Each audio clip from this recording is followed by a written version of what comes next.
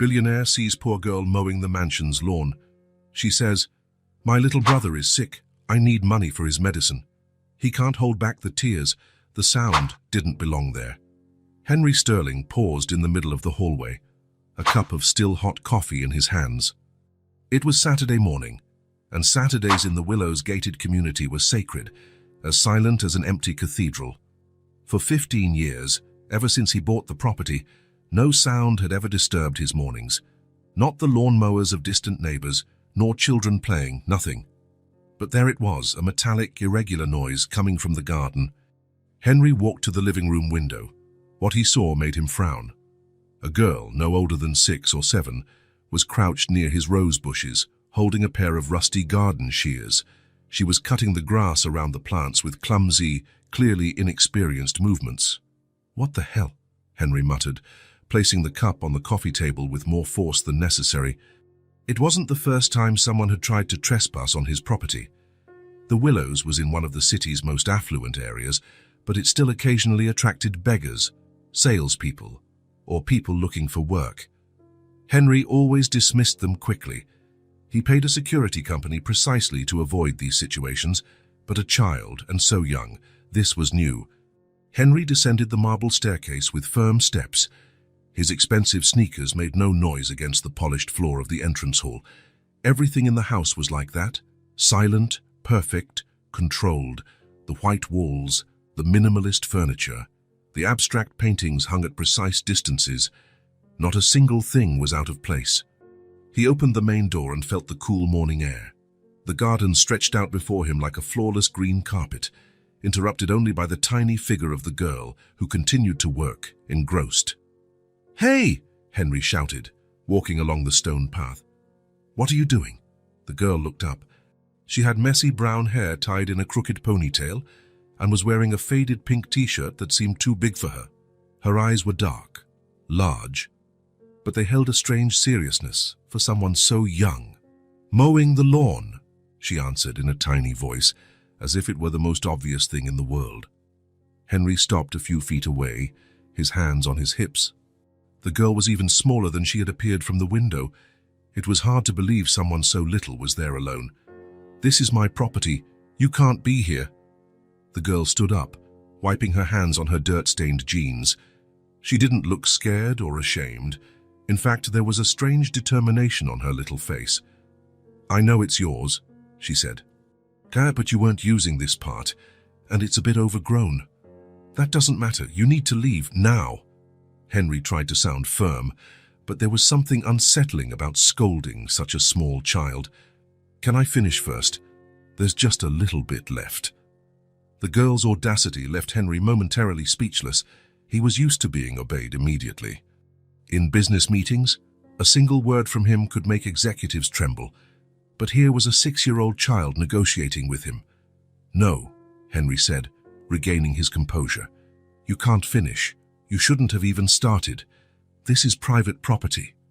The girl sighed, as if she were the one dealing with a stubborn child. The sound was amusing, coming from someone so small. "Okay," she said, putting the shears into a small, worn-out backpack that had a butterfly sticker on it. "But you could have let me finish. I'm not doing anything wrong. You're trespassing on my property." "I'm helping it look prettier." Henry felt a vein throb in his temple.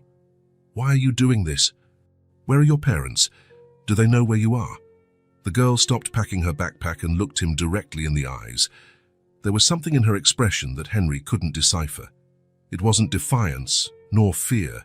It was something deeper, sadder. "My brother's sick," she said, with a seriousness that definitely didn't match her age. "Time raising money for his medicine." The words hit Henry like a punch to the gut. He opened his mouth to reply, but nothing came out. The girl continued speaking, her voice low but steady. "Thomas needs medicine every day, or his fever won't go down. I thought if I mowed the lawns of the big houses, people might give me a few dollars." Henry felt something strange happening in his chest, a pressure, as if something were breaking inside. The girl stood there, with her old backpack and rusty shears, explaining why she had trespassed on his property, as if it were the most natural thing in the world. And she was only 6. "Thomas is my little brother," she continued, her voice trembling slightly. "He's 5. He gets sick a lot. And the doctor said we need to buy the right medicine. The cheap ones don't work well." Henry blinked, and something warm ran down his face. Tears. He was crying. When was the last time that had happened? He couldn't remember. "What's your name?" Henry asked, his voice softer now. "Alice. Alice Miller." "How old are you, Alice?" 6. I'll be 7 next month." Henry swallowed hard. 6 years old, and she was here, trying to earn money to buy medicine for her sick brother, with old shears and a determination that most adults he knew didn't possess. "Where do you live?" Alice pointed beyond the property walls, toward what Henry knew to be one of the city's poorer neighborhoods. "On Blossom Street, house number 47. It's the small blue one with the broken fence." Henry knew the area. He had driven past it a few times on his way to the office. Small houses, poorly maintained streets, old cars parked on the sidewalks. He had never really paid attention, but now the images came back to his mind with painful clarity. "Show me," Henry said. Alice frowned. "What?" "Your house. Show me where you live." "Why?" she asked with the natural curiosity of a 6-year-old. Henry hesitated. He didn't know why himself. Something in that conversation had changed something inside him, something he didn't fully understand. "I want to meet your brother," he said finally. Alice studied Henry's face for a long moment, biting her lower lip as children do when they're thinking. "Okay," she said eventually, "but you can't scare Thomas. He gets nervous around people he doesn't know." The walk to Alice's house took only 15 minutes, but for Henry, it was like entering a completely different world. The girl walked beside him with small, quick steps, chattering nervously about random things, like how she learned to use the shears, how she knew Saturday was the best day to mow lawns because people were home. They left the affluent area of the gated community and entered a neighborhood where the houses were small and close together. Some had well-kept gardens, others were clearly neglected. Children played in the streets, and adults chatted on their porches. Henry had never been here before. Even driving by, he had never really seen it. House number 47 was exactly as Alice had described. Small, tiny, faded blue house with a wooden fence that was half fallen. The front yard had more dirt than grass, and there were toys scattered on the porch, a doll with no hair, a few broken cars. "This is it," Alice said, opening the gate, which creaked loudly. Henry followed her up the path to the front door. The paint was peeling, and one of the windows had a cracked pane that someone had fixed with duct tape. Alice opened the door without a key. "Thomas," she called in her tiny voice, "I'm home." The inside of the house was even more striking than the outside, not for its beauty, but for the raw reality that Henry had never witnessed up close. The living room was tiny, with an old sofa that had patches on the cushions and a small television on top of a wooden crate. The floor was worn tile, and the walls had damp stains in some places, but there was something more. There was life there. Children's drawings taped to the refrigerator, a colorful blanket thrown over the sofa, storybooks stacked on a small table. It was messy, yes, but there was a warmth that Henry's mansion, with all its perfection, had never possessed. "Thomas," Alice called again, walking toward a narrow hallway. A voice even tinier than hers answered from one of the rooms. "I'm here, Alice." Henry followed Alice down the hall to a small room where a child was lying in a twin bed. The boy had messy blonde hair, but his skin was pale and sweaty. Even from a distance, Henry could see he had a fever. "This is Thomas," Alice said, sitting on the edge of the bed and placing her small hand on her brother's forehead. "Thomas, this is... What's your name again?" "Henry," he answered, feeling strangely out of place in that small room. Thomas looked at Henry with big, curious eyes, just as large as his sister's. "Are you Alice's friend?" Henry didn't know what to say. Was he? They had met less than an hour ago, and it had started with him trying to kick her off his property. "He is," Alice answered for him, with the simple confidence of a child. "He came to see how you are." Thomas smiled, a weak but genuine smile. "I'm better today. Yesterday I couldn't even play." Henry felt his chest tighten. This child was clearly sick, yet he was trying to seem strong for his sister. "Where's Mom?" Alice asked. "She went to work." Said she won't be back till late. Alice nodded as if this were normal, and Henry realized it probably was. Mom cleans offices at night, Alice explained to Henry simply. Henry watched the scene. Alice, just 6 years old, taking care of her sick brother, shouldering responsibilities no child should have, Thomas trying to be brave despite being clearly in pain, her mother working night shifts to try to pay the bills. "What medicine does he need?" Henry asked. Alice went to an old dresser and picked up a crumpled prescription. She had to stretch on her tiptoes to reach it. "This one, but it costs $150, and we can only afford a similar one that costs $30. The doctor said the cheap one doesn't work well." Henry took the paper and read it. It was a common antibiotic, nothing particularly expensive for someone with his wealth. $150. He spent more than that on a single meal. "Let's go to the pharmacy," Henry said. "What?" Alice asked, her eyes wide. "We're going to buy the medicine." "Now," Alice shook her little head, "I don't have enough money. I only made $5 mowing your lawn." "I'll pay." The silence in the room was total.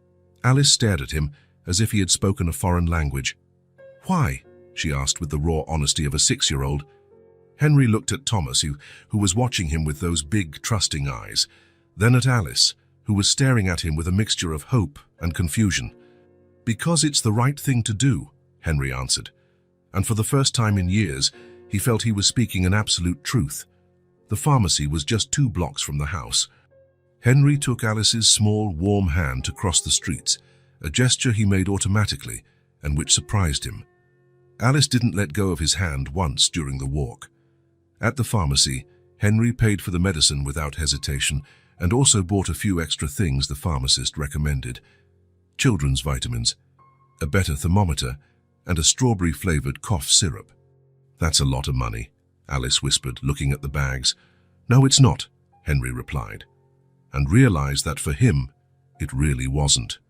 When they returned, Thomas was already asleep. Alice gave him the first dose of the medicine with the care of an experienced nurse, and Henry watched her tend to her brother with a tenderness that left him speechless. "Tysis, thank you," Alice said when they left the room, her voice low so as not to wake Thomas. "You're welcome. Why did you do that?" The simple question caught him off guard. Why had he done it? Henry Sterling was not known for altruistic gestures. He had built an empire based on cold ash and calculated decisions. He did nothing without expecting something in return. But there, in that small damp house, watching those 2 children care for each other, a 6-year-old acting like an adult, something had broken inside him. Something that had been locked away for so long he had forgotten it existed. "I don't know," Henry admitted. Alice smiled, the first true smile he had seen from her. "That's okay. Sometimes we do good things without knowing why." Henry left the Miller house with a strange feeling in his chest. The sun was setting, and he drove back to the Willows in silence, trying to process what had happened. When he got home, the mansion seemed different. It was still perfectly clean and organized, but now the silence wasn't comforting, it was oppressive. Henry walked through the empty hallways, up the marble stairs, and sat in his living room looking out the window at the garden where it all began. For the first time in his life, Henry Sterling had done something without calculating the return. He had helped someone simply because it was the right thing to do, and the feeling was both liberating and terrifying. He didn't know what this meant for him, or what he would do next, but he knew something fundamental had changed. The 6-year-old girl, with her rusty shears and fierce determination, had accomplished what years of therapy and self-help had not. She had broken through the armor Henry had built around his heart. And for the first time in a very, very long time, Henry Sterling didn't feel completely alone. Henry was in his office when he heard the doorbell. It was 10 in the morning on a Tuesday, and he was working from home, reviewing quarterly reports. The sound made him look up from his papers, frowning. No one ever rang his doorbell. Deliveries were left at the gate, and visitors were always scheduled. Henry went downstairs wondering if it was a persistent salesperson. When he opened the door, he found Alice standing on the step, holding an old cookie tin with both her small hands. "Hi," she said, smiling in a shy way that Henry hadn't seen before. "Alice." Henry looked over her head, searching for an adult. "Are you alone?" "I am," Thomas is feeling better, so he's with the neighbor. Alice lifted the tin with an effort. I brought you something. Henry looked at the tin. It was old, with peeling paint, and had a unicorn sticker on the lid. What is it? Cookies. Mom made them last night. Alice held the tin out to him. She said it's what we have to say thank you. Henry took the tin, feeling its weight. It was warm, as if the cookies were still fresh. You didn't have to. Yes, we did. Alice shook her head firmly. You helped us. Mom said you always have to say thank you when someone is kind. Henry stood there for a moment, not knowing what to say. When was the last time someone had done something for him without wanting anything in return? He couldn't remember. Do you want to come in? Henry asked. Alice hesitated, biting her lower lip. How can I really? Of course. She followed him into the house, walking slowly and looking around with wide eyes. Henry noticed how she tiptoed, as if afraid to make a sound. Your house is really big, she said, her tiny voice echoing in the hall. It is. Do you really live here all by yourself? I do. Alice stopped in the middle of the living room, spinning slowly to take it all in. It must be very quiet. Henry had never thought of it that way. For him, silence had always been comfort. But seeing it through the eyes of a 6-year-old, he began to understand that maybe it was something else. Want to eat the cookies in the garden? Henry asked. Alice's little face lit up. Can I? They went out through the back door. The garden was perfect as always, with the grass cut in straight lines and the flowers arranged by color. Henry took 2 patio chairs and placed them in the shade of a large tree. Alice climbed into the chair with some difficulty, her little legs dangling, not reaching the ground. She opened the tin, and the sweet smell of chocolate chip cookies filled the air. They were small and a bit lopsided, clearly handmade. Mom doesn't make cookies often, Alice said, offering the tin to Henry. But she wanted to make them nice. Henry took a cookie and bit into it. It was too sweet and a little burnt on the edges, but there was something about it that made Henry smile. It's good, he said. And it was true. Alice took a cookie for herself and settled into the chair, kicking her feet in the air. Thomas is much better, she said. He even played a little yesterday. It's been a while since he's done that. That's good. Mom was happy when I told her you paid for the medicine. Henry stopped chewing. She was. She said you're a good person. Alice looked at the cookie in her small hands, and that there are good people in the world. Henry felt that familiar pressure in his chest. Girls, and what else did she say? That I could come here to say thank you, but only if you let me. Alice took a small bite of her cookie. Do you let me? Of course. They sat in silence for a moment, eating the lopsided cookies and listening to the birds in the garden. Henry watched Alice swing her legs and wondered when was the last time he had seen a child just be a child. Can I tell you something? Alice asked suddenly. You can. Alice looked around as if to make sure no one else was listening. My dad left when Thomas was born, she said, her voice low. Henry felt a lump form in his throat. He did? Yeah. He didn't want 2 kids. Said it was already hard with just me. Alice spoke as if she were telling any other story, but Henry saw how her fingers squeezed the cookie. Mum was sad for a while. Henry didn't know what to say. How could a 6-year-old talk about abandonment so matter-of-factly? But it's okay now, Alice continued quickly, as if she had seen the expression on his face. We don't need him. And your mum? How does she manage to take care of you? She works as a cleaner, cleans houses and offices. Alice shrugged. Sometimes she comes home really tired, but she always asks how our day was. Henry imagined a woman coming home after cleaning offices all night, still having the energy to care for 2 small children. The image made the lump in his throat grow bigger. And do you go to school? Henry asked, although something in Alice's behavior had already suggested the answer. Alice shook her head. Not anymore. Thomas gets sick a lot, and someone needs to take care of him when Mom's at work. The words hit Henry like a punch. Since when? Since last year. When Thomas started getting sick all the time. Alice spoke as if it were the most natural thing in the world. I can read a little, so it's okay. Henry remembered how he had found her mowing the lawn, a 6-year-old taking on adult responsibilities, and now he discovered she had dropped out of school to care for her sick brother. "Do you miss school?" Henry asked, his voice coming out lower than he intended. Alice thought for a moment, swinging her legs. "Sometimes. I like to draw, and there was a teacher who read really beautiful stories." Henry pictured Alice at school, sitting at a small desk with other children, raising her little hand to ask questions, running around during recess. The image made the lump in his throat even bigger. "But that's just how it is," Alice continued, as if she had read his thoughts. "Family takes care of family." Henry looked at the girl beside him, 6 years old, and already talking about sacrifice and responsibility like an adult.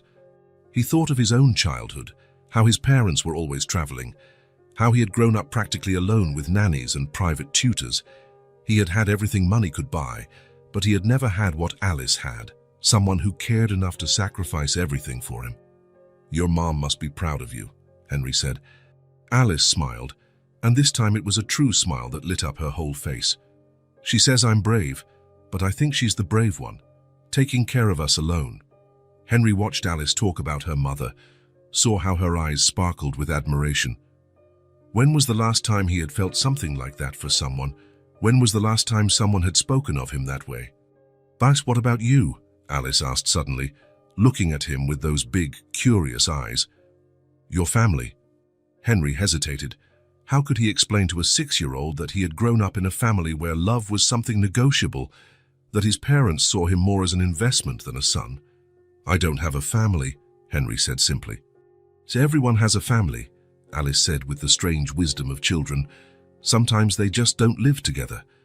"Mine doesn't exist anymore." Alice studied him with those serious eyes, too old for her age. "Is that why you're alone in this big house?" Henry nodded, not trusting his own voice. "Oh, that must be sad," Alice said, and there was genuine compassion in her tiny voice. They sat in silence for a while, eating the lopsided, overly sweet cookies from Clara Miller. Henry looked at Alice and saw a child who had lost her childhood to care for her family. Alice looked at Henry and saw a man who had lost his family to get everything else. "Can I come back another day?" Alice asked when she finished her cookie. "Of course," Henry replied, and was surprised by the quickness of his answer. "Promise you won't get tired of me. Thomas says I talk too much sometimes." Henry looked at this brave 6-year-old girl with her homemade cookies and her stories of sacrifice and love, and felt something he hadn't felt in years, the desire for someone to come back. "I promise," he said. And for the first time in a long time, Henry Sterling made a promise he intended to keep. "Okay." Alice jumped down from the chair and closed the cookie tin. "I'll leave the rest of the cookies with you. Mum said good food is meant to be shared." Henry took the tin, feeling its weight and warmth. It was the first time in years someone had cooked especially for him. "Thank you," he said. "You're welcome." Alice smiled and waved. "But by Henry." Henry watched her walk out of the garden, a small figure with determined steps, heading back to her life of impossible responsibilities. And for the first time since he could remember, Henry Sterling didn't want the silence to return. The following Thursday, Henry was working when he heard the doorbell. This time he didn't hesitate. He knew who it was. Alice was on the step with a crumpled piece of paper in her hand and a shy smile on her face. "I made a drawing for you," she said, holding out the paper. Henry took the drawing and studied it. It was a big house with many windows, and in front stood 2 stick figures, one tall and one small, holding hands. At the top of the page, written in crooked letters, was Henry and Alice. "That's us," Alice explained, standing on her tiptoes to point. "You're the big one, and I'm the little one." Henry felt something warm spread through his chest. "It's beautiful. Can I come in?" "You always can." And so it began. Alice would show up 3, sometimes 4 times a week, always with something in her hands, a new drawing, a flower she had found on the way, or just her own empty hands and a story to tell. Henry discovered she had an impossible imagination for a 6-year-old. She told stories about princesses who lived in castles made of clouds, about cats that could fly, about trees that grew chocolates instead of fruit. "And then the dragon found out he wasn't mean," Alice said one afternoon, sitting cross-legged on the living room floor. He was just missing his dragon mommy. "And what happened next?" Henry asked. He was sitting in his armchair, a forgotten report in his lap. The princess helped him find his mommy and they became friends. Alice smiled. Everyone needs friends. Henry treasured every word. He found that he liked hearing Alice's tiny voice filling the empty hallways of his house. It was as if she brought color to a place that had always been grey. The drawings started to pile up. Henry pinned them to the kitchen refrigerator, something he never imagined he would do. There were drawings of colorful butterflies, of houses with hearts on the door, of smiling stick-figure families, always with crooked letters writing things like, "For Henry," or "Friends Forever." "Why do you draw so much?" Henry asked one day. Alice was lying on the floor, coloring a new picture with crayons Henry had bought for her. "Because when I draw, I can make things the way I want them," she answered without looking up. "In the drawing, everyone is happy." Henry watched her color a family of 3 in front of a house. They were all smiling. The weeks passed. Henry noticed he started looking at the clock more often during the day. At 10 in the morning, he would wonder if Alice would come. At noon, if she hadn't appeared, he felt a strange emptiness. On a Tuesday, Alice didn't show up. Henry worked in his office, but he found himself going to the window every half hour to look at the garden. Nothing. On Wednesday, the same thing. On Thursday, when the doorbell finally rang, Henry nearly ran to open the door. "Hi," Alice said, looking a little tired. "Sorry I didn't come. Thomas was feeling a bit sick again and I had to stay with him." "Is everything okay now?" Henry asked, and was surprised by the genuine concern in his own voice. "It is. He just had a tummy ache. It's gone now." Alice walked into the house as if it were the most natural thing in the world. "I missed you." Henry stopped. "You did?" "I did. You're my friend." Alice looked at him with those big, serious eyes. "Friends miss each other." Henry swallowed hard. "I missed you too." It was the first time he had admitted it, even to himself. The smile that lit up Alice's face was like sunshine entering a dark house. "Good. I brought a new story for you." They sat in the living room, and Alice began to tell a story about a boy who lived in a very tall tower and felt lonely. Henry listened to every word, noticing similarities that Alice probably didn't even see. "And then a little bird came," Alice continued, gesturing with her hands. She wasn't afraid of heights. "She flew to the boy's window every day. And what happened? The boy discovered he wasn't lonely anymore. The little bird brought music to the silent tower." Alice smiled. "And they became a family." Henry felt his chest tighten. "A family? Yeah. Family isn't just who you're born with. It's who stays with you." Alice said this with the strange wisdom of small children. It's who cares. That night, after Alice had left, Henry walked through the house. It no longer seemed so silent. He could hear echoes of Alice's laughter in the hallways. Imagine her little footsteps on the marble stairs. He looked at the drawings on the refrigerator. At the armchair where Alice always sat to tell her stories. At the crayons scattered on the coffee table. For the first time in 15 years, his house showed signs of life.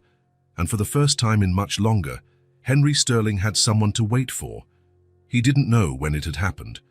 He didn't know the exact moment when a 6-year-old girl with impossible stories and crooked drawings had become the most important part of his days. But he knew he didn't want to live without it anymore. Without her.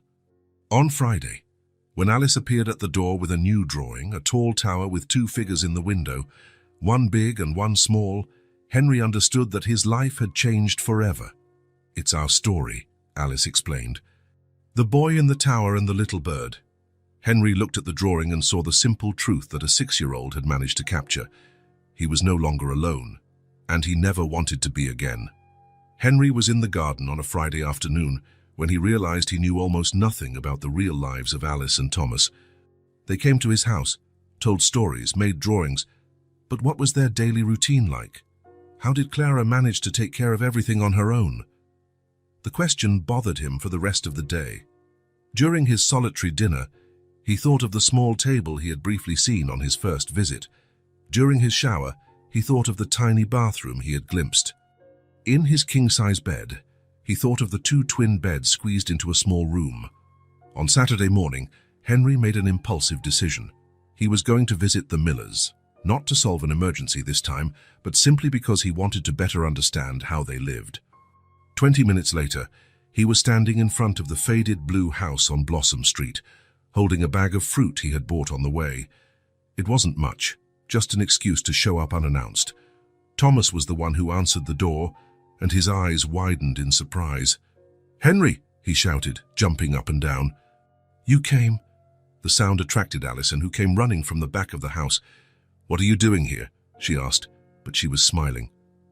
"I brought some fruit for you," Henry said, lifting the bag, "and I wanted to see how you are." "Come in," Thomas said, pulling Henry by the hand. "So come see our house." This time, Henry paid real attention to the details. The tiny living room with the patched-up sofa, but there was a colorful blanket thrown over it that made everything cozier. The coffee table was an overturned wooden crate, but it was carefully organized with stacked children's storybooks. The walls were covered in drawings, not just from Alice, but from Thomas too. There were photos taped up, the three of them together at the park, Clara teaching Thomas to tie his shoe, Alice sleeping while hugging an old teddy bear. It was an improvised gallery of happy moments. "This is our living room," Thomas said, as if presenting a palace. "Mom always sits here with us before we go to sleep." Henry looked around. There was no big screen TV, no leather sofas, no expensive paintings. But there was something his mansion never had, real life embedded in the walls, in the crooked photos, in the toys lovingly scattered on the floor. "And this is the kitchen," Alice said, leading Henry to the next room. The kitchen was even smaller than the living room. A small, noisy refrigerator, a two-burner stove, a sink with a dripping faucet. But the small table had 4 chairs, one for each member of the family that no longer existed, and an extra one for visitors who rarely came. "Mom makes pancakes here every Sunday," Alice explained. "Say it's our special day." "Pancakes are my favorite food in the whole wide world," Thomas added seriously. Henry imagined Clara early in the morning in a cramped kitchen, flipping pancakes while 2 small children watched eagerly at the table. The image made something stir in his chest, a pang of something that took a moment to recognize as envy. "Want to see our room?" Thomas asked. The children's room was the size of Henry's closet, 2 twin beds against the walls, an old dresser, and almost no room to walk. But every inch was used with care. The walls were covered in drawings, toys were organized in boxes on the floor, books were stacked on the headboards. "I sleep in this bed," Alice said, sitting on the one on the right, "and Thomas in this one. Sometimes, when he has a nightmare, he comes to sleep with me." "Only sometimes," Thomas protested, but he was smiling. Henry looked at the tiny room and thought of the 5 empty bedrooms in his mansion. There was something profoundly wrong with that. "So let's play," Thomas asked, already pulling out a box of toys. They sat on the living room floor, and Henry found himself playing with dolls with 2 small children. Thomas arranged a family of plastic figures at an imaginary tea party. "You can be the daddy," Thomas said, handing a doll to Henry. Henry took the doll, feeling a familiar tightness in his chest. "I don't know how to play daddy." "It's easy," Alice said with the wisdom of a 6-year-old. "You just have to take care of the family and make everyone happy." They played for over an hour. Henry discovered he was good at making funny voices for the dolls, and that laughing with 2 children was infinitely better than any business meeting he had ever attended. The sound of a key in the door interrupted them. "Mommy!" Thomas shouted, dropping the toys and running to the entrance. Henry stood up, suddenly nervous. Clara Miller entered the room, and Henry saw her properly for the first time. She was young, no older than 28, but there was a deep weariness in her eyes. She wore a cleaning uniform and carried an old bag over her shoulder. But when she saw her children, her face transformed with a genuine smile that erased all the fatigue. "My loves," she said, bending down to hug Thomas and then Alice. "How was your day?" "Mom, Henry came to visit us," Alice announced. "He brought fruit and played house with us." Clara looked up and saw Henry standing there, still holding a plastic doll. For a moment, neither of them spoke. "Mr. Sterling," Clara said finally, her voice low but respectful, "I didn't know you were here." "Henry," he corrected. Just Henry and I wanted to get a better sense of where you live. Clara studied his face for a moment, as if trying to understand his intentions. I hope you don't mind, Henry added quickly. I brought some fruit. The smile that appeared on Clara's face was small but sincere. Thank you. And of course I don't mind. It's nice to have a visitor. Mom, he does funny voices for the dolls, Thomas announced. Clara laughed, a beautiful sound that filled the small room. Really? And he's learning to be a pretend daddy, Alice added. Henry saw Clara blink quickly, as if holding back tears. How about I make a snack for everyone? Clara asked, changing the subject. You don't have to bother, Henry said quickly. It's no bother. You must be hungry after playing so much. Henry followed Clara to the kitchen and watched her open the refrigerator. She studied the contents carefully. A few eggs, a little milk, leftovers in small containers. I can make scrambled eggs, Clara said, more to herself. Henry felt his chest tighten. She was offering to share the little food she had with a man who could buy the entire supermarket without feeling a difference in his bank account. Actually, Henry said carefully, I was thinking, maybe I could run out and buy a few things for everyone's snack. Clara stopped, her hand on the refrigerator door. You don't have to... Henry, he corrected again. Das, and I'd like to... If you'll let me. Clara stared at him for a long moment. Why? The simple question caught him completely off guard. Why? Because he saw an exhausted mother trying to do her best with almost nothing. Because he saw two children who deserved more than leftovers from the fridge. Because you welcomed me into your home, Henry said finally. And I'd like to return the favor. The smile that appeared on Clara's face was cautious, but genuine. Okay, but nothing too expensive. We don't want... I know, Henry said gently. Henry returned 40 minutes later with grocery bags. He had been careful. Fresh fruit, bread, milk, cheese, a few simple but nutritious things. Nothing that looked like charity, just good food to share.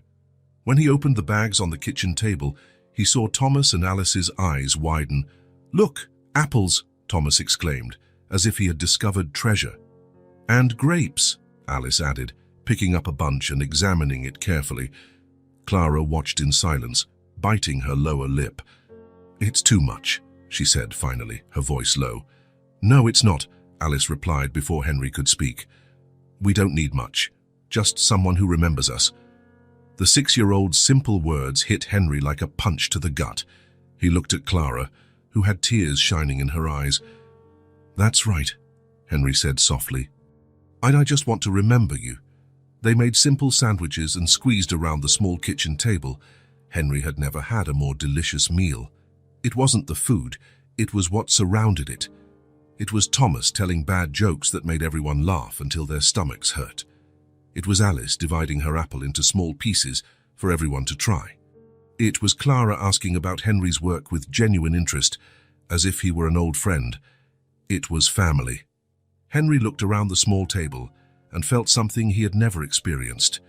He had grown up in a mansion 3 times the size of the miller's entire house, but he had never felt this warmth.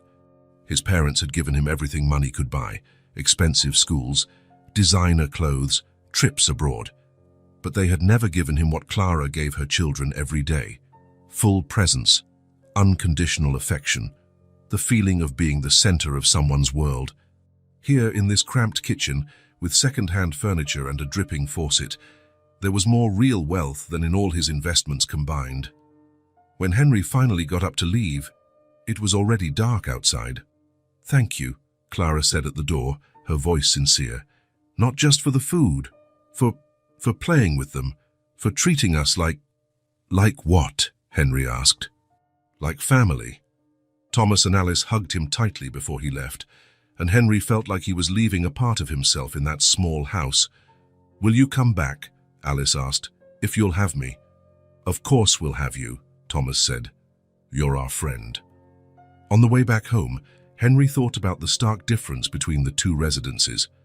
His enormous and silent, full of expensive objects and completely empty of life. And the miller's, tiny and noisy, with almost nothing of material value but overflowing with true love. When he got home, Henry walked through the empty hallways and understood something fundamental.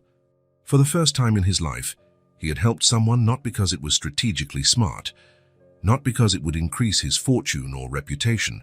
He had helped because it was the human thing to do, because on the other side were other human beings who mattered. That's how it should have always been. That's how he wanted it to be from now on, with pure and simple humanity. And for the first time in a long time, Henry Sterling felt truly rich. It was a Thursday late in the afternoon when the doorbell rang. Henry was in his office reviewing contracts, but he immediately dropped everything. He already knew who it was. Only one person rang his doorbell with that frequency.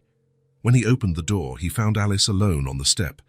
She was wearing a little yellow dress that had seen better days, and she was clutching a rag doll to her chest. "Hi," she said, smiling a little shyly. "Hi, Alice. Where's Thomas?" "He stayed home with the neighbor. She's teaching him how to make animals out of modeling clay." Alice rocked on her heels. "Can I come in?" "You always can." Alice entered the house, but this time she didn't stop to admire the hall or the living room. She walked directly to the back door. "Can we stay in the garden?" she asked. "It's really nice out there." Henry followed her. The afternoon sun was golden, casting long shadows on the perfect lawn. Alice sat on the grass, near the roses, and placed the doll beside her. Henry hesitated for a moment. He never sat on the garden floor, but ended up joining her. "Do you want me to get you some juice?" Henry asked. "That would be nice." Henry returned with 2 glasses of orange juice. Alice accepted hers with both hands and took a small sip. "It's yummy," she said. They sat in silence for a few minutes, just enjoying the afternoon. Henry watched Alice adjust the doll so it could also see the garden. It was such a naturally maternal gesture that it made him smile. "Does your doll have a name?" Henry asked. "She does. It's Rosie." Alice smoothed the doll's yarn hair. "Mom made her for me when I was little." "You're still little," Alice laughed. "Not that little. Now I take care of Thomas and help Mom." She spoke as if it were completely normal. "Rosie helps me not be scared when it's dark." Henry felt that familiar pang in his chest. A 6-year-old shouldn't have to be brave in the dark. She should be able to be a child, to be afraid, to know that there would always be someone nearby to comfort her.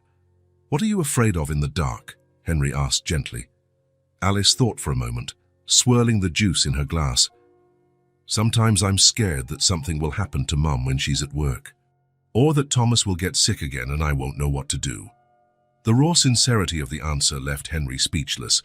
Alice carried worries that adults struggled to handle, and she was only 6. "But Rosie reminds me that I'm strong," Alice continued, hugging the doll, "and that Mom always comes home."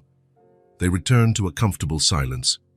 A gentle breeze swayed the flowers, and a few birds sang in the trees.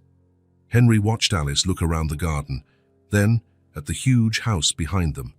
Her eyes scanned the enormous windows, the white columns, the vastness of the property. Henry saw her mentally count the rooms she could identify from the windows. "Henry," Alice said finally, her voice low and curious. She turned to look at him directly, with those big, serious eyes. "Why do you live in such a big house all alone?" The simple question hit him like a gunshot. Henry opened his mouth to answer, but no sound came out. How had a 6-year-old managed to ask the question he had been avoiding for years? Alice waited patiently, playing with the petals of a rose that had fallen on the ground. There was no judgment in her question, just genuine curiosity and perhaps a little bit of concern. Henry looked at the house around them, the huge windows reflecting the setting sun, the empty hallways he could imagine through the walls, the rooms that were never used, the dining room where he never received guests, the gourmet kitchen where he rarely cooked. "Because I always worked too much," Henry said finally, his voice coming out lower than he intended. "And I forgot to live." The words hung in the air between them. Henry was surprised by his own honesty. He had never admitted this even to himself, let alone to someone else. Alice absorbed the answer in silence, nodding as if it made perfect sense. "It's sad to live alone," she said simply. "It is," Henry agreed. and it was the first time he had admitted it out loud. "But you're not alone anymore," Alice said, smiling. "Oh, you have me and Thomas and Mom." Henry felt his chest tighten. "I do. Of course, we're your friends." Alice spoke with the absolute certainty of small children. Friends don't let friends be alone. They finished their juice as the sun set. Alice told a few stories about Rosie, how she had saved a family of lost ants, how she could fly when no one was looking. Henry listened to every word, but part of his mind was still processing the question and his own answer. When it was time for Alice to go home, Henry walked her to the gate. "Thanks for the juice," she said, quickly hugging his legs. "Thanks for the company. Bye, Henry, bye, Big House." Henry watched her walk down the street until she disappeared around the corner. Then he returned to the garden and sat in the same spot where they had been together. The grass was still flattened where Alice had sat, and there were a few rose petals scattered where she had played. "Why do you live in such a big house, all alone?" The question echoed in his mind. Henry looked at the house, his achievement, his symbol of success, his refuge from the world. But for the first time, he saw it through the eyes of a 6-year-old who shared a tiny room with her brother and thought it was perfectly normal. How many bedrooms were there? 8, 10.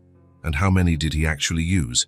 His bedroom, the office, sometimes the kitchen. The rest was just empty space, echoing with the sound of his own footsteps. "Because I always worked too much and I forgot to live."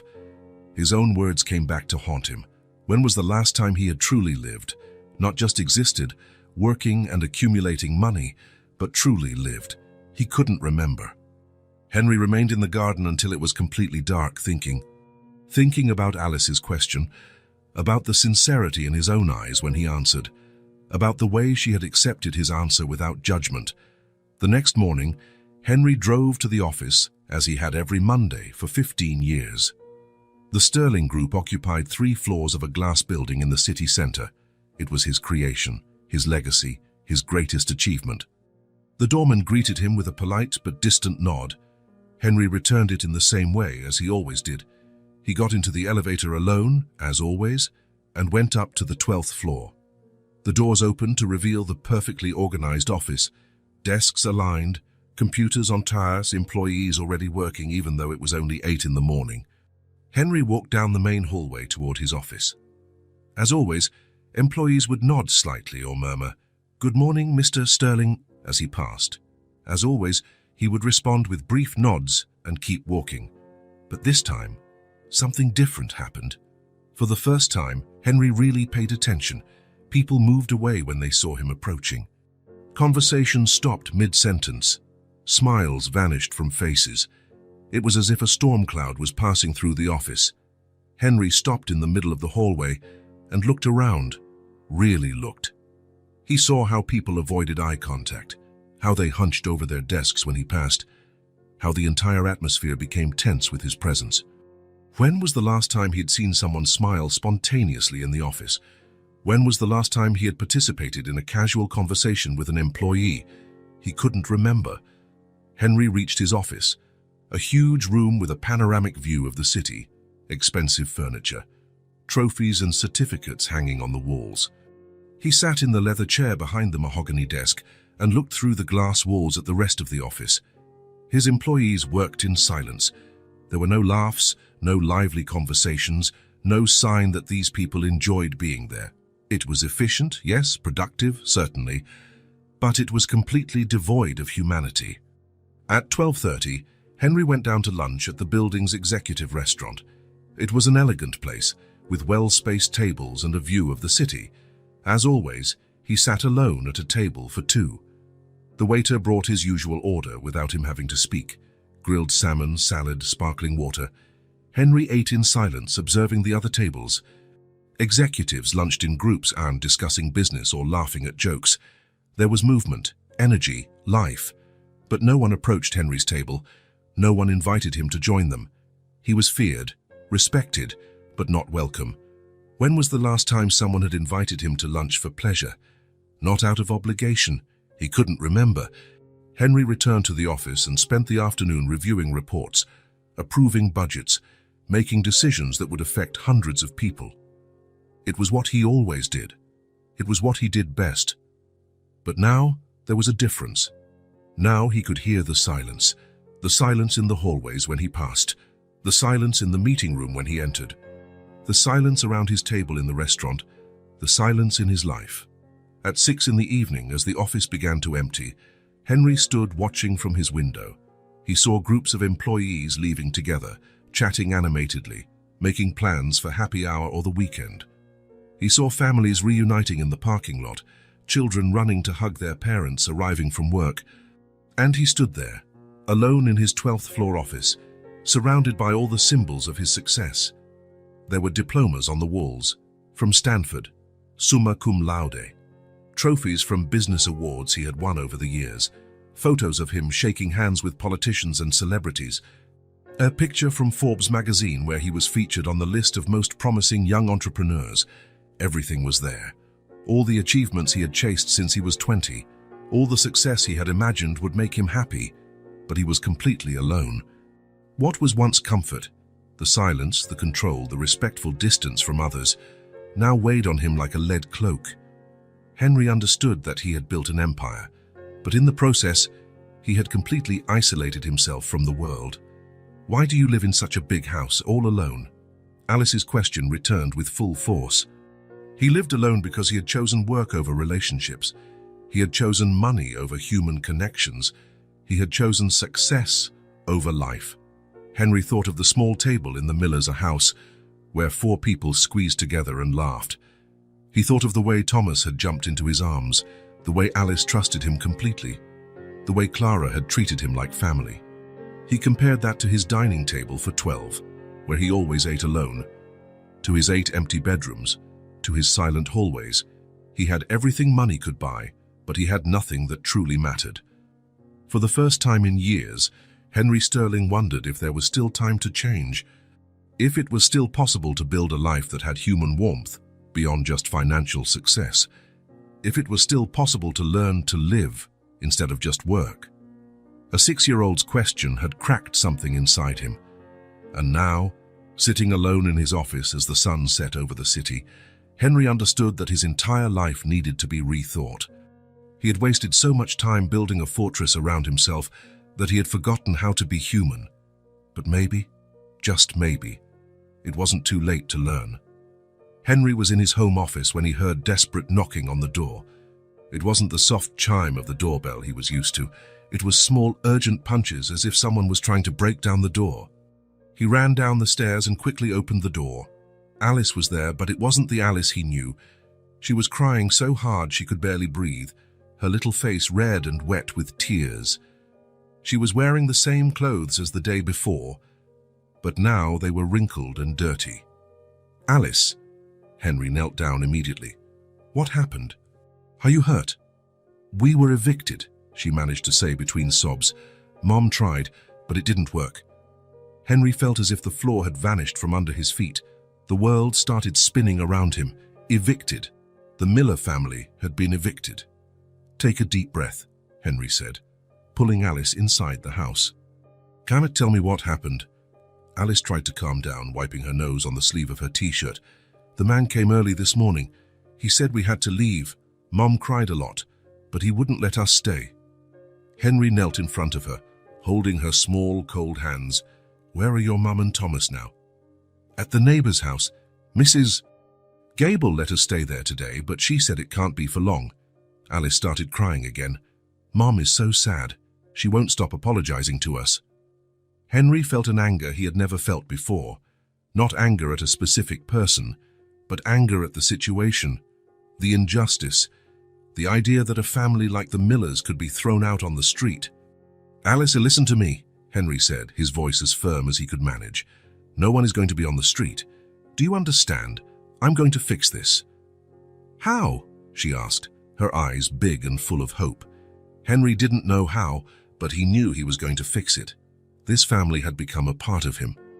Not on paper, there were no documents or contracts connecting them, but in his heart, and he wasn't going to let them suffer anymore. "Come with me," Henry said, grabbing his car keys. "Let's go get your mom and Thomas." The neighbor's house was 2 streets down from the Miller's old house. It was small like all the others in the neighborhood, but well kept. Henry knocked on the door and waited. A woman in her 60s answered. She had kind eyes, but Henry saw worry in her expression. "You must be Mrs. Gable," Henry said. "I'm Henry Sterling. Alice told me what happened." "Oh, you're the Henry," Mrs. Gable said, offering a tired smile. "They're here. Please, come in." Henry followed Mrs. Gable into the small living room, where he found Clara sitting on an old sofa holding Thomas in her lap. Clara's eyes were red from crying, and Thomas looked confused and scared. "Henry," Clara said, standing up quickly. "What? Why are you—" "Alice told me," Henry said simply. "I came to help." Clara started crying again. "I'm so sorry. I tried to pay the rent, but with Thomas's medicine and the bills, I couldn't get it all together in time." Henry felt his chest tighten. Clara was apologizing as if it were her fault, that the world was unfair, that wages were low, that medicine was expensive. "You don't have to apologize for anything," Henry said. "Absolutely nothing." "But we have nowhere to go," Clara said, her voice breaking. "Mrs. Gable was very kind to let us stay here today, but she can't keep us, and I don't know where—" "I do," Henry interrupted. "You're going to stay in a new house, a good, safe house." Clara stared at him. "What do you mean?" "I'm going to rent a house for you."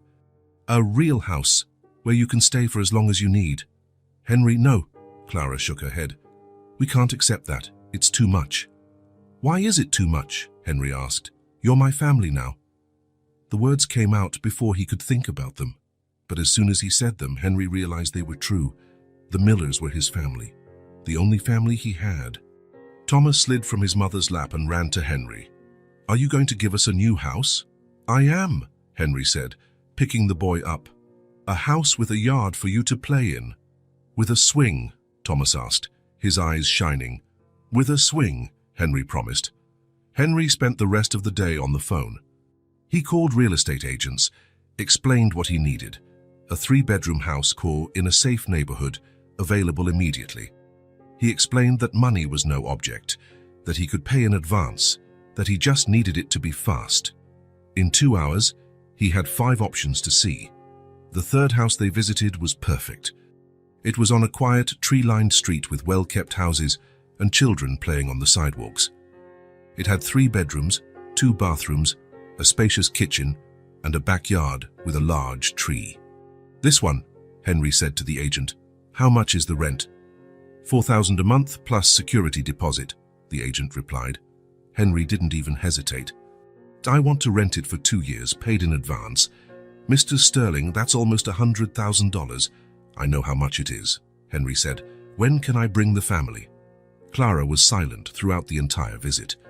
She walked through the rooms with an expression of someone who couldn't believe what she was seeing. The bedrooms were larger than the living room of her old house. The kitchen had an island in the middle and new appliances. The backyard had green grass and enough space for the children to run. "It's too big," Clara said finally. "It's the right size," Henry corrected. "You deserve space."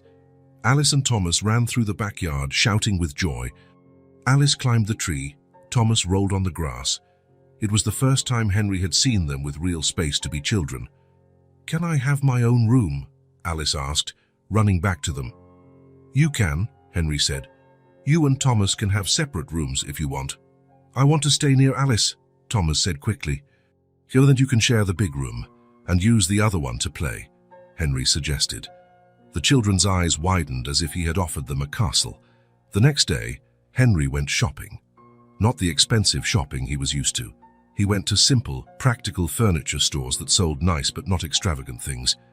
He bought twin beds for the children, a queen bed for Clara, a round dining table with 4 chairs, a comfortable but not luxurious sofa, basic appliances, everything a family needed to be happy. "Would you like the mahogany furniture?" the saleswoman asked. "We have a very nice executive line." "No," Henry said. "I want furniture a family can use without fear of ruining it. Furniture for living, not for admiring." When the furniture arrived and was assembled, Henry took the Millers to see the finished house. Clara entered slowly, touching everything carefully, as if afraid it would disappear. "I can't accept this," she said, but her voice lacked conviction. "It's already done," Henry said simply. "Oh, the house is yours." Thomas ran straight to the backyard. Henry followed him and saw the boy spinning with his arms outstretched, laughing loudly. "Is this our real house?" Thomas asked. "It is, forever." Henry looked at the 5-year-old boy who had spent his entire life without stability, without security, without knowing if he would have a roof over his head the next day. "Forever," Henry promised. Alice appeared at the back door, still exploring the house. "Henry, there's a bathtub," she shouted. "A real bathtub." Henry smiled. In the old house, they only had a small shower. A bathtub was a luxury. "You can take a bath in the tub whenever you want," Henry said. Alice ran to him and hugged him tightly. "Thank you for giving us a home." "Thank you for giving me a family," Henry replied, and realized he had never said anything so true. 2 weeks later, Henry was having coffee in the new house's kitchen when his phone rang. "Henry, it's Sandra," said the voice on the other end. Sandra was one of the few people Henry considered a friend, more of a business acquaintance who had become close over the years. "I remember you asked if I knew anyone who needed an employee." "I remember. My cousin's diner is looking for someone. It's daytime work, Monday to Friday, fixed salary with benefits. Are you still interested?" Henry smiled. "I am. It's for a very special friend. You can send her over tomorrow to talk. Tell her it's my recommendation." Henry hung up and went to find Clara. She was in the backyard, hanging clothes on the line Henry had had installed. "Clara," Henry called, "I have some news." She turned, pinning one of Thomas's shirts. "What is it?" "A friend of mine has a cousin who owns a diner. They're looking for an employee. Day job, fixed salary, benefits." Clara's eyes filled with tears. "You did this for me." "I did it for us," Henry said. "For our family." Clara dropped the shirt she was holding and began to cry, but this time they were tears of relief, of gratitude, of hope. "I won't have to work nights anymore," she asked. "Never again. You'll work during the day and come home every evening. You'll have dinner with the kids, help with homework, read bedtime stories." "Like a normal mum," Clara said softly. "Like the wonderful mum you've always been," Henry corrected. The first night Clara worked at the diner, Henry had dinner with them. They sat around the new round table, eating pasta with sauce that Clara had made. "How was work?" Alice asked her mum. "It was good," Clara said, smiling. "Everyone was really nice to me, and I'll get to be home with you guys every night." "And in the morning too?" Thomas asked. "And in the morning too." Henry watched the scene. A family having dinner together, talking about their day, making plans for the weekend. It was something so simple, so normal, but something the Millers had never had, and he had never had it either. For the first time in his life, Henry Sterling was sitting at a table where he truly belonged, where he was wanted not for what he could buy or the power he had, but simply for who he was. "Henry?" Alice said, interrupting his thoughts. "Now you have to come for dinner here all the time," she said seriously. "Family eats dinner together." Henry felt his chest tighten with emotion. "All the time, Thomas confirmed. "You're our dad now." Clara looked at Henry, her eyebrows raised in a silent question. Henry nodded slightly, giving permission for what he already knew was true. "He is," Clara said softly. "He's part of our family now." That night, Henry drove back to his mansion, but for the first time he didn't feel the weight of the silence when he walked in. He didn't feel the loneliness of the empty hallways, because now he had a place where he belonged, a table where he was expected, people who cared if he came home. For the first time in his life, Henry Sterling had emotional stability. Not the stability that came from money in the bank or secure investments, the stability that came from having people who loved him. And they finally had stability too. A safe home, a steady job, food on the table, the certainty that someone cared about them. It was a fair trade. They had given him a family, and he had given them security. But deep down, Henry knew he was the one who had gained the most in the exchange. It was a Sunday morning when Alice appeared at the mansion door with a folded piece of paper in her small hands. Henry was having coffee in the garden, enjoying the soft morning sun, when he heard the doorbell. "Hi," Alice said when he opened the door, smiling in that slightly shy way he knew so well. "Hi, little one. What a nice surprise." Henry bent down to her level. "Where are Thomas and your mum?" "They stayed home tidying up his room. He wants to paint the walls blue." Alice rocked on her heels, holding the folded paper. "But I wanted to give you something." "What is it?" Alice held out the paper to him. "I made a new drawing. It's special." Henry took the paper carefully. It was a standard sheet of notebook paper, folded in half. When he opened it, he saw a drawing made with colored crayons. 3 stick figures were holding hands in front of a house. The house had a red door, blue windows, and a bright yellow sun shining in the sky. There were colorful flowers in the garden, and a swing hanging from a tree. "It's beautiful," Henry said, studying every detail. Alice had taken great care with the drawing. The figures had smiling faces, and one of them was clearly taller than the other 2. "Turn it over," Alice said, biting her lower lip. Henry turned the paper over. On the back, written in large, slightly crooked letters, was a sentence: "Family is who doesn't leave." Henry read the words once, twice, 3 times. He felt something tighten in his chest, an emotion he couldn't quite name. "Who are these people?" Henry asked, looking at the drawing again. Alice came closer and pointed to each figure.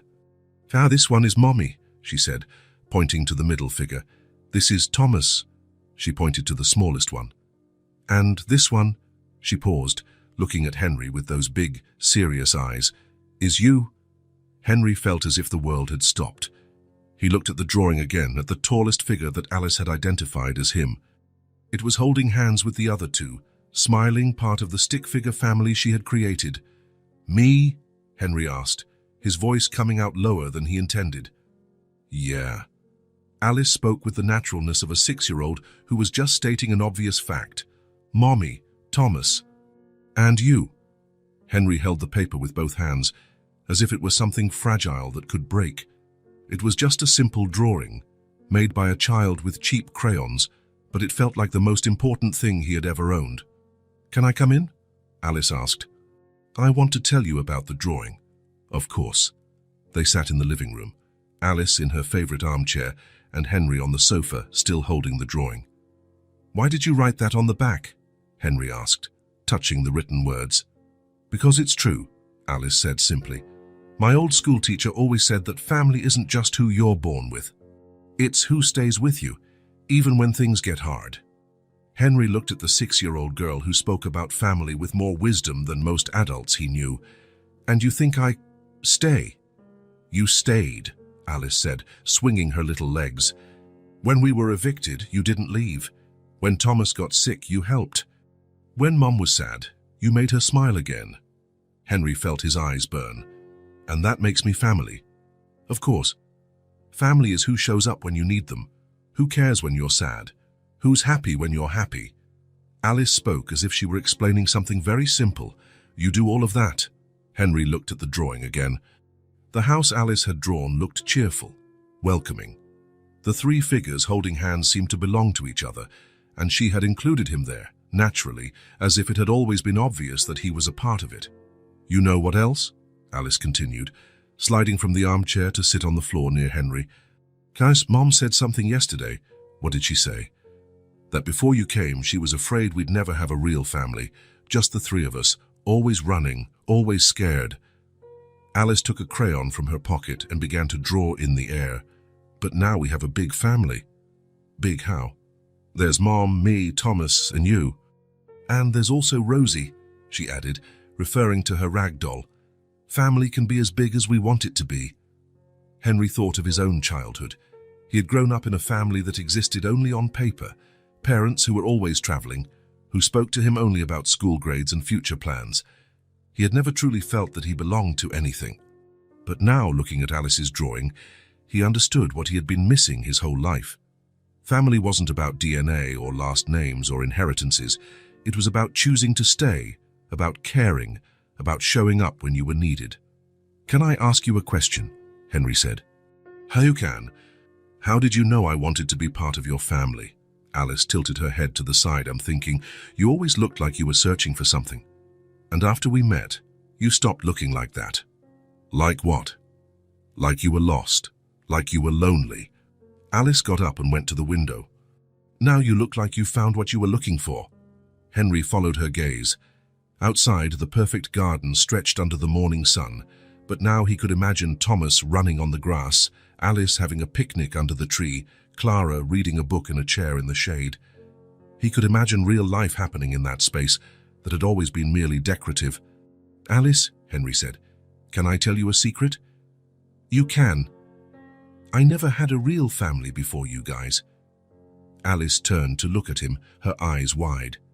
"Never. Never. My parents, they were very busy. They didn't have time to be a family." "That's sad," Alice said with the simple compassion of small children. "But now you have us." "I do. Of course. Forever and ever." Henry looked at the drawing again. It was crude, made with the limited technique of a 6-year-old. The proportions were wrong. The colors went outside the lines. The figures were basic. But it was perfect. It was the visual representation of something he had searched for his whole life without knowing it, a place where he belonged. People who wanted him there, not for what he could do or buy, but simply for who he was. "Can I hang this drawing on the refrigerator?" Henry asked. "You can, but—" Alice hesitated. "Wouldn't it be better to hang it on the fridge at our house, so everyone can see it?" Our house, Alice had said our house, referring to the house where she, Clara, and Thomas lived. The house Henry had rented for them, but that Alice now considered his as well. "That's a good idea," Henry said. "Should we go there now?" "Let's go." Alice took his hand, small and warm, and they left the mansion together. On the way, she chatted about her plans to paint Thomas's room, about the new book her mum had bought her, about how she had taught Thomas to make bracelets with string. Henry listened to every word, but part of his mind was still processing the drawing he carried in his pocket. It was funny how a piece of paper could change everything. Or maybe it didn't change anything. Maybe it just made visible something that already existed. When they arrived at the house, Thomas ran to meet them at the door. "Henry, you came to see my room?" "I did. Alice brought me to see it." Clara appeared in the kitchen, drying her hands on a dish towel. When she saw Henry, she smiled, a warm smile he had learned to associate with home. "What a nice surprise," she said. "Want some coffee?" "I would, but first—" Henry took the drawing out of his pocket. Alice made something special. He showed the drawing to Clara, who studied it carefully. When she turned it over and read the words on the back, her eyes filled with tears. "Oh, Alice," she said, hugging her daughter. "How beautiful." "Can I stick it on the fridge?" Alice asked. "Of course you can." They went to the kitchen, and Alice taped the drawing to the refrigerator door with a piece of tape. It was at her eye level, but from where Henry stood, he could see it perfectly.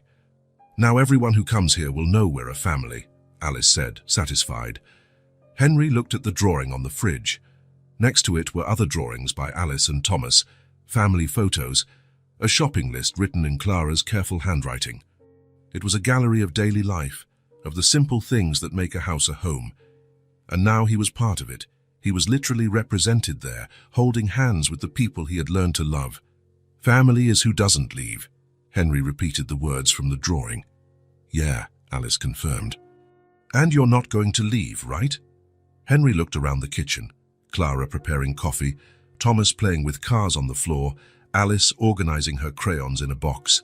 It was chaotic, noisy, imperfect. It was exactly where he wanted to be. "Never," Henry promised. "I'm never leaving."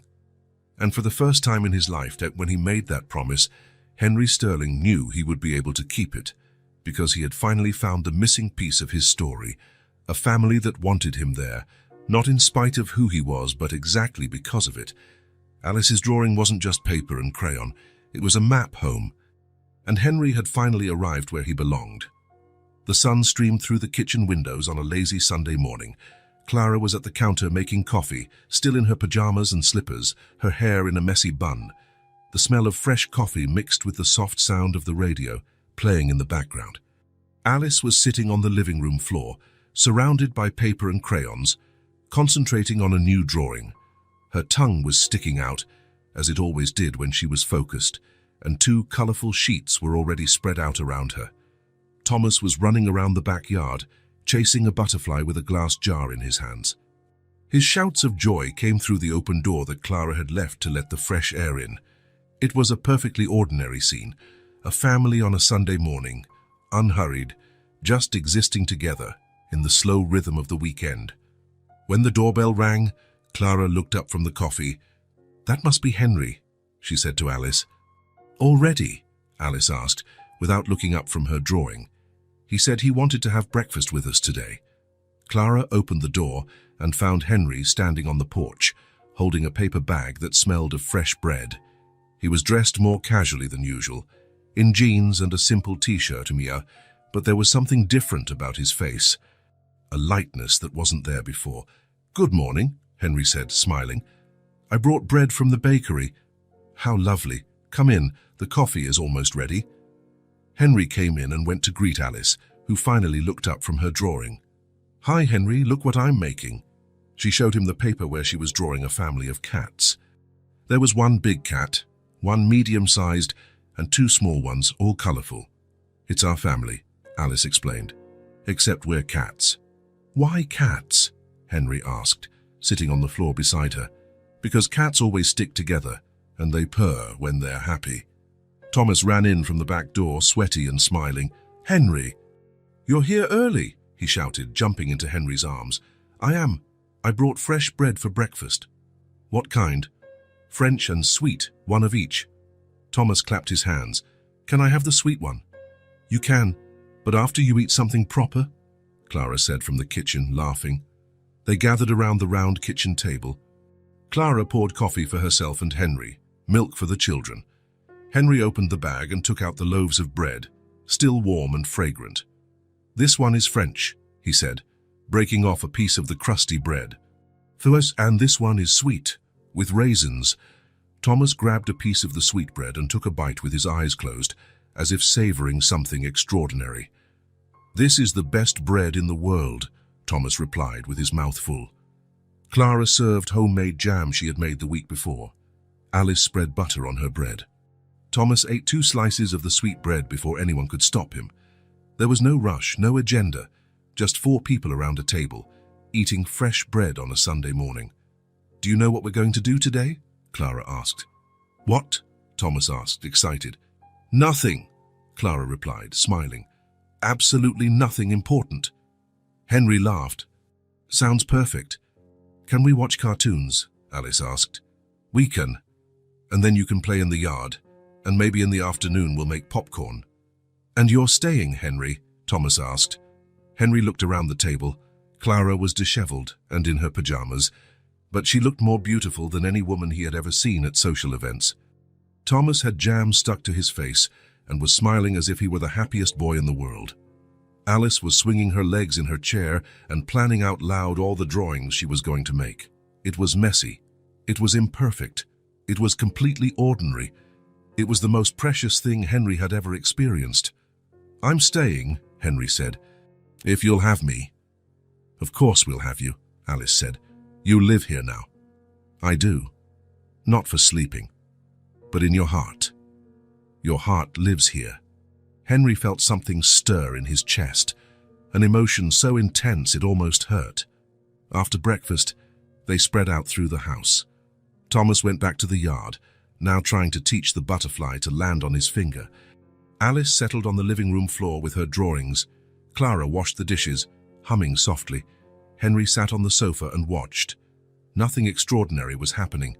No major achievement, no world-changing decision, no business deal being closed. Just life happening. A child playing in the yard, another drawing on the floor, a mother taking care of the house.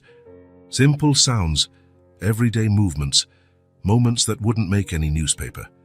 But there was something there that Henry had been searching for his whole life without knowing what it was.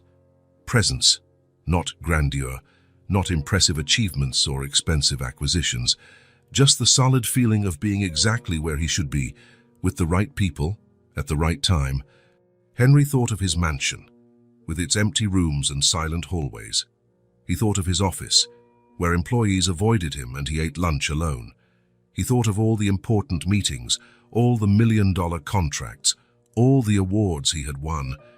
He had spent decades building an empire, accumulating wealth, chasing what he thought was success. He had worked 16 hours a day, sacrificed relationships, ignored his own humanity. But what really mattered was happening right now, in this small living room, with a 6-year-old girl drawing cats on the floor and a 5-year-old boy trying to make friends with a butterfly. What he had sought in fortunes, he found in a small gesture, the gesture of a child mowing a lawn to buy medicine for her brother, the gesture of a mother offering homemade cookies as a thank you, the gesture of including him in a family drawing, naturally, as if it had always been obvious that he belonged there. Henry closed his eyes and listened to the sounds around him. Thomas laughing in the yard, Alice talking to herself while she drew, Clara humming in the kitchen. The sound of real life, simple and imperfect and absolutely perfect. When he opened his eyes, Alice was in front of him, holding out a new drawing. "For you," she said. It was a simple drawing, a house with 4 windows and a red door. In front, 4 stick figures were smiling. Underneath, in large letters, Alice had written, "Home is where the family is." Henry took the drawing and felt his eyes burn. "Thank you, Alice." "You're welcome. It's true, isn't it? Home is where the family is." Henry looked around once more. The small living room with simple furniture, the kitchen where breadcrumbs still lingered on the table, the yard where Thomas continued his mission with the butterfly. It wasn't his house on paper. It wasn't his name on the deed. But Alice was right. Home was where the family was, and his family was here. Henry Sterling had found what he was looking for, not in a boardroom or a bank account, but on an ordinary Sunday morning, around a small table, eating fresh bread with the people who loved him. It was as simple as that, and it was everything. If this story touched your heart, subscribe to the channel and turn on notifications so you don't miss the next ones. Leave a like, because it helps this story get recommended to more people. See you in the next story.